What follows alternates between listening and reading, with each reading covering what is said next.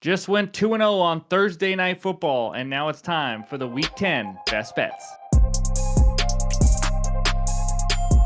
What's going on, everyone? Welcome back in to another episode for Just a Bet Outside. I am your host, Steven, and we are back to talk some more NFL football. That's right. Week 10 is here already. It was a great Thursday Night Football. We've had some struggles on primetime games. Luckily, went 2-0. More on that recap in just a little bit. But we have one free month to give away to two different people, like we mentioned in our video yesterday. So let's pull it up. Congrats to at Chili Dipper and at Bet It Up Sports 420. You guys have won one free month of Outlier. Reach out to me on Discord or on X if you can, and we'll get you that free month. Congrats to you guys. Thanks for all the comments yesterday as well. But quick reminder, NBA Best Bets video will be out after this one. We have an absolutely huge slate of NBA games on Friday after a terrible 3-game slate on Thursday. So I'm ready to get into it, but we're not going to do an NFL fun fact. I just thought let's change it up. So let's do a Would You Rather football edition. Just curious to hear your answer. So, as a fan, would you rather your team lose in the Super Bowl 4 years in a row or win the Super Bowl 1 year and then go 0-16 for the next 3 consecutive years? Me and Ryan are actually on opposite sides on this answer. So, curious to see what you guys think. Leave a comment below. In this video, Thursday Night Football recap, and then we're going to give you the Week 10 trends. Last week, the trends went 7-7, so not bad. And then we'll give you our 3 best bets, and then, of course, that trends parlay, and we'll finish it with the recap. So hit that like button if you haven't already. Leave a comment below. Helps this channel continue to grow as we are on our way to 32,000 subscribers. So if you're new, hit that subscribe button and come join us as we talk sports every single day. So here we go. I'm ready. Let's start with the recap. All right, there it is. The 2-0 day, finally breaking that primetime curse. Joe Burrow over 265.5 pass yards. The only thing I was upset about is that I didn't ladder to 300. I almost did, but T. Higgins being out made me not. I should have laddered to 400 because I think I just saw he went to 400. Absolutely bonkers. The Ravens pass defense is one of the worst I have seen in quite some time. It's unbelievable. And then Mark Andrews comes through with a plus 220 cash for us to score a TD. So just a great Thursday Night Football, a great way to start Week 10. Hopefully that's a sign of great things to come this weekend. But there's the overall record, plus 3.42 units. Let's keep building off that, and let's get close to 10, hopefully, after this week. That would be awesome. But there's the recap, and now it's time for the Week 10 trends. All right, here are the trends for this weekend. Like I said, 7-7 last weekend. We'll see on page 2 what the overall record is. But here we go. All 9 Panthers games gone over the first half total. Rinse and repeat, guys. If you have bet the first half over in the Panthers games, you are exactly 9-0. 20.5 is the total in the first half. Vikings 7-1 against the spread in the first quarter. That would be Minnesota minus 1.5 in the first quarter. Chiefs 17-1 straight up in the last 18 games versus the Broncos. That's insane. It's a safe one, obviously, but Chiefs money line would be that one. Saints 2-9 against the spread in their last 11 games as a home underdog. They are plus 3.5 at home. And then the Bears, they've struggled lately, but some of it's been on the road. At home, how about 4-0 ATS and over their team total in all 4 home games? Chicago -6 or team total 22.5 if you like those ones. San Francisco, Tampa Bay, they are combined 12-5 to the over. The total in that game is 50.5. And then the Steelers 7-0 straight up in their last 7 games following a bye. If you like that one, you take Pittsburgh on the money line at plus 124 against the Commanders. Bills under in 16 of the last 21 road games. Total in that game is 47 points. Chargers, oh my goodness, are they under Kings? 7-1 to the under now with an average of their games being 32.5 points. And the total is still around 40 at 39. Dallas giving up the most points per game at home, almost 40. This is insane. 39.7. If you like that one, you take Philly team total over 24.5. Jets 3-11 against the spread in their last 15 road games, or 14 road games, sorry.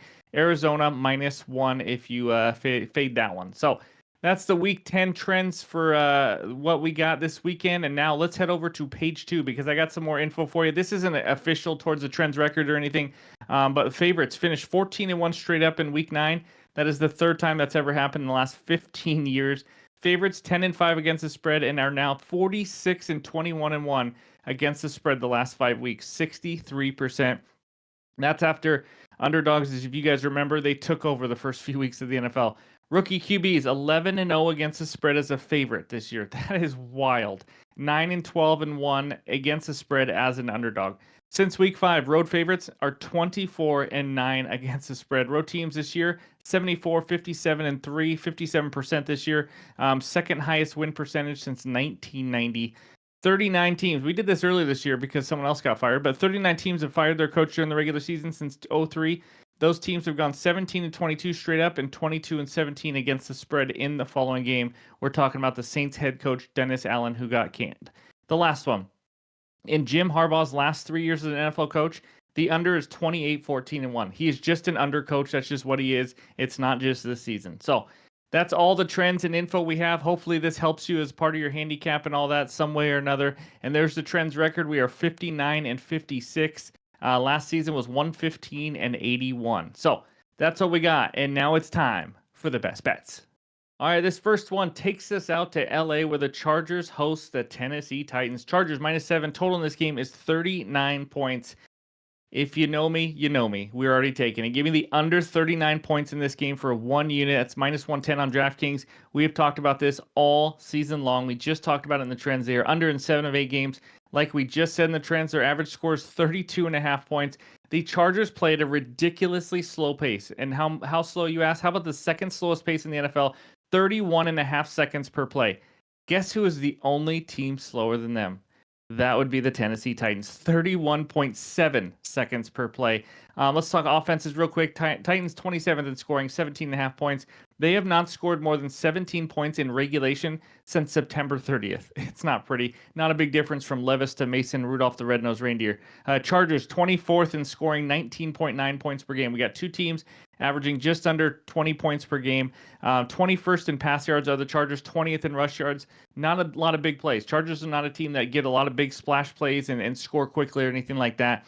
And then defenses. Chargers defense have not given up more than 17 points since September 22nd. Yes, I did debate maybe a little Titans team total under. But the Chargers defense, top 12 in both run and pass.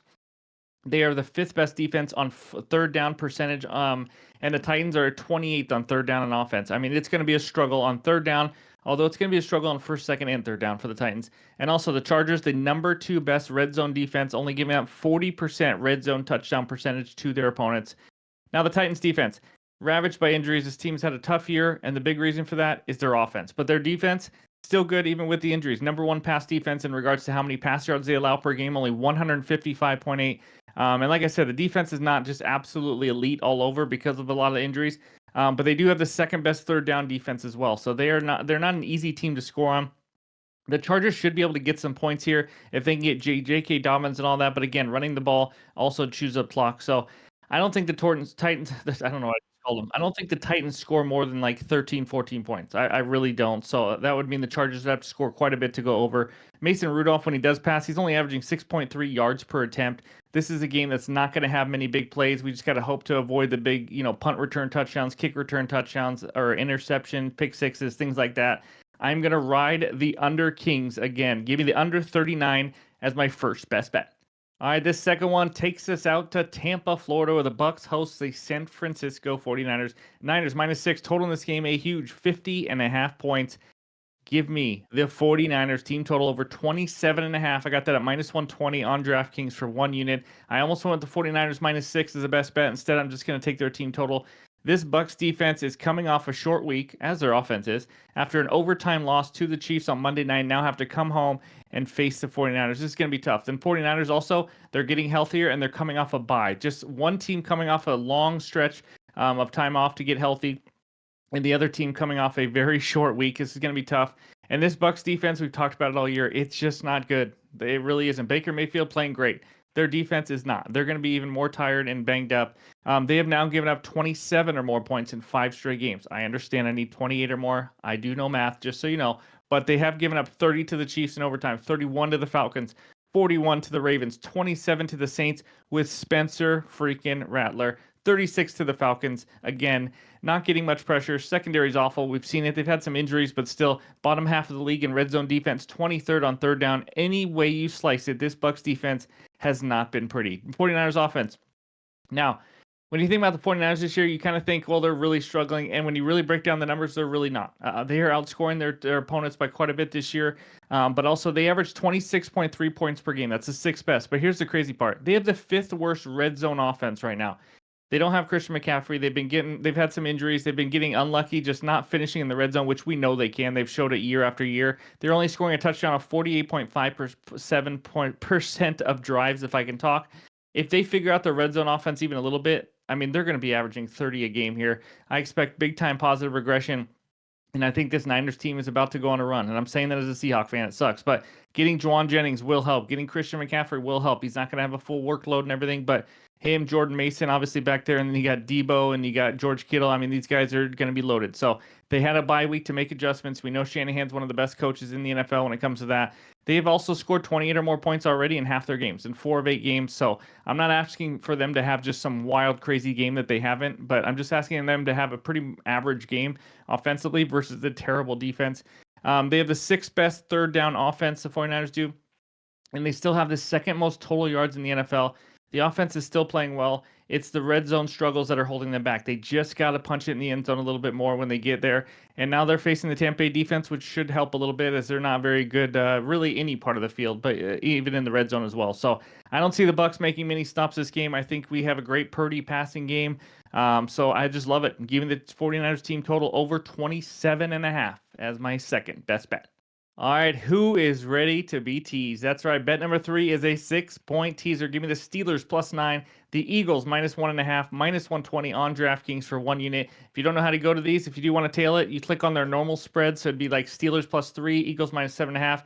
And then when you see the bet slip, you change it to teaser 6-point. You should get -120. I wouldn't do it anything higher than -120, but DraftKings does that. So here we go. Steelers +9. Let's talk about that one first.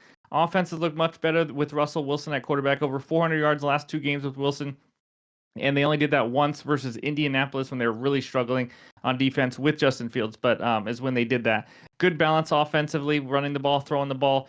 This team is built for close games. I love getting +9 here. They've only lost 2 games this season, and they were both by 3 points. So getting 9 is quite a bit for them. They just picked up Marshawn Lattimore, already have a top 10 defense right now. I think they can slow down a somewhat hobbled Commanders offense, and you've seen that. When I say hobbled, I mean Jaden Daniels. It hasn't been quite as explosive lately since his injury. And since that injury, he's had 11 offensive points, thanks right before the Hail Mary to make it 18 to beat Chicago, but 11. 27 versus the Giants on 358 yards. That's fine. They got some good field position and lucky in there too.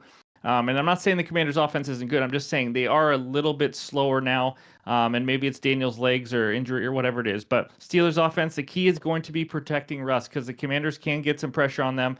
But as long as they can do that with establishing the run, kind of keep them on their feet, on their heels a little bit, I think they'll be okay to score some points here. But the Commanders team, they haven't been great. I mean, like I said, they beat the Bears at home on a Hail Mary against a Bears team that hasn't been playing well on the road at all. They beat the Giants by 5. So this team is not running away with games like they were early in the year. Steelers have been elite coming off a bye with Mike Tomlin, as we just saw in the trends. I see this game going right down to the wire with the Steelers having a chance to win. So give me the Steelers +9 as the first leg. Second leg, Eagles -1.5. So I'm taking it down from 7.5 all the way down to 1.5, going through all the key numbers 7, 6, 4, and 3. They're facing the Cowboys, guys. Dallas has been downright horrendous, awful, pathetic at home this season. They have been outscored 119-53 at home. That is incredible. Do not spend money to go to Cowboys games if you are planning on doing it because they are not good at home. Now they're going to be without Dak Prescott. Cooper Rush takes over. He did okay 2 years ago when Dak got hurt. He did go 4-1, but obviously it's going to be a little bit of a downgrade. So the Cowboys are still a team that can't run the ball. Nothing's changed. When you can't run the ball, and you can't stop the run, you are going to struggle to win games in the NFL. We've been saying it every single week for them. CeeDee Lamb is questionable. Diggs is questionable. Micah Parsons might come back finally, but he's still questionable. Offensive tackle Guyton is questionable. It's just a mess of a year for the Cowboys. And then their defense. Well, you saw it already. Giving up about 40 points per game at home, 26th in total yards allowed, 30th in rush yards allowed, 31st in points allowed, 9th fewest sacks. They have been able to get some pressure. 9th fewest sacks though. Obviously, Micah Parsons coming back will help, but it has just been ugly.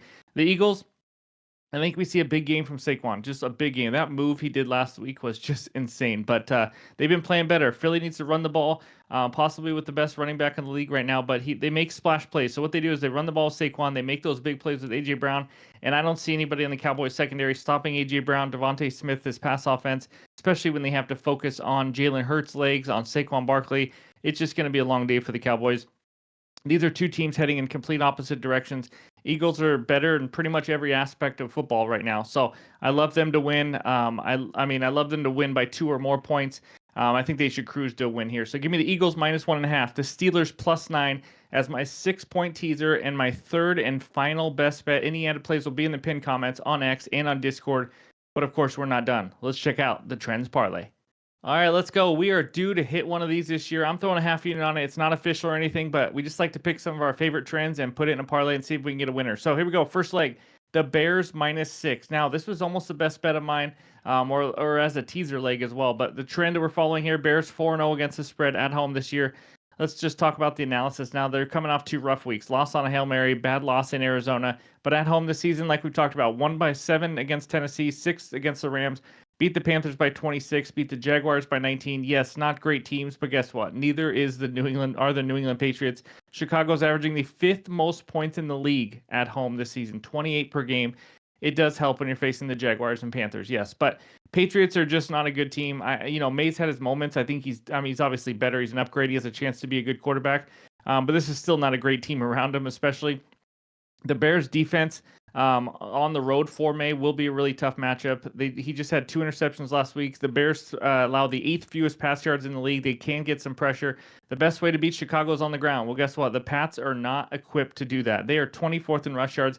Here's Ramondre Stevenson's last 3 games combined. 37 carries for 82 yards. That is downright awful. I think the Bears cruise to a win here, so give me the Bears -6. Second leg, over 20.5 first half, Giants Panthers. You guys get it. It's 9-0. I mean, I don't know what else I need to say, but that's the trend we're following. This game is in Germany. It's absolutely disgusting, pathetic game. It's going to be in Germany. I apologize, Germany, for this game. I really do. But as long as Daniel Jones isn't playing in New York, he may be okay because he's horrendous at home. Giants are averaging 21.5 points on the road. This is a different road game, obviously, but they're averaging only 10.6 at home, by the way. It's crazy. But you guys know the Panthers defense, absolutely horrendous. They can't stop anything. Maybe leaving the country is what Daniel Jones needs. You never know. But there's not much more than that. We're running the hot trend. Third leg, Chiefs money line. It's a safe leg to put in there. The one we're tailing, 17-1 straight up in the last 18 games against the Broncos. It is a tough spot for the Chiefs. I will say that. But I mean, it's the Chiefs against the Broncos. You know, Bo Nix against an elite defense is not exactly something you should have confidence in if you're trying to back the Broncos. This doesn't mean I think the Chiefs cover. It is a tough spot. Like I said, they just beat the Bucks on Monday night in overtime, and then they get the Bills next week for maybe the biggest game of their season. Bo Nix is, I just don't think, going to do very much. I might even have an under prop for him on the Friday night video, but give me the Chiefs on the money line along with the over in that first half in the Panthers game, and then the Bears -6 as my trends parlay for this weekend. And before we get out of here, let's check out the recap. There it is, the game bets for week 10. Again, the player props will be out on Friday night, but we got the under 39, the Titans and Chargers. What a beautiful one to root for, huh? -110 for a unit. 49ers team total over 27.5, -120 for 1 unit.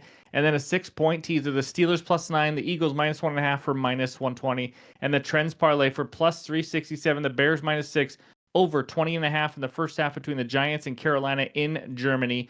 And the Chiefs on the money line. So that's what we got for you. Thank you guys for watching. As always, like I said before, the player props will be coming out soon. Let's have a huge weekend. Let's hope Thursday night was the start of one of those just big weekends, big hot stretches the next few weeks and all that. But again, thank you for watching. Hope you have a good one, and we'll talk to you soon.